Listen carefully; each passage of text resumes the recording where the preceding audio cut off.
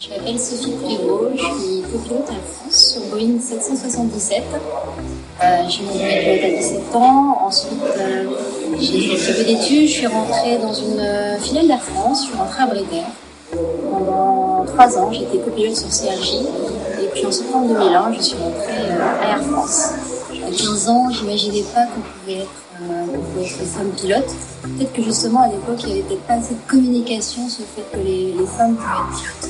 Parce que ça s'est quand même beaucoup démocratisé et qu'il y a eu un pourcentage de femmes qui sont arrivées assez important, parce qu'à l'époque il y avait 1 ou 2%, à l'heure actuelle on est à 7% de femmes à Air France, donc j'aime beaucoup une femme qui s'appelle Patricia Hafner, qui est commandant de bord sur A380 à Air France, et qui me donne envie de faire encore plus ce métier, et la façon dont elle aborde ce métier me plaît énormément. Et elle me donne envie de continuer de faire une chose.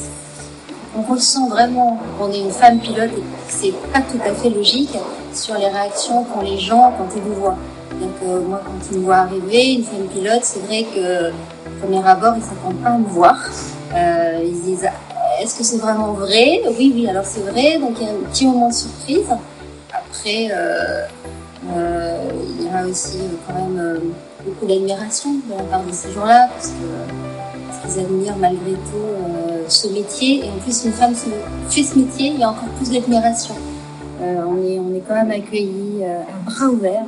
Que les postes de pilotage sont souvent, on dit que c'est misogyne ou machiste, mais moi je trouve pas du tout. Je trouve que quand on arrive et quand il y a une femme qui arrive dans un équipage, ça donne une sensibilité différente, et souvent les hommes sont assez heureux finalement d'avoir une femme.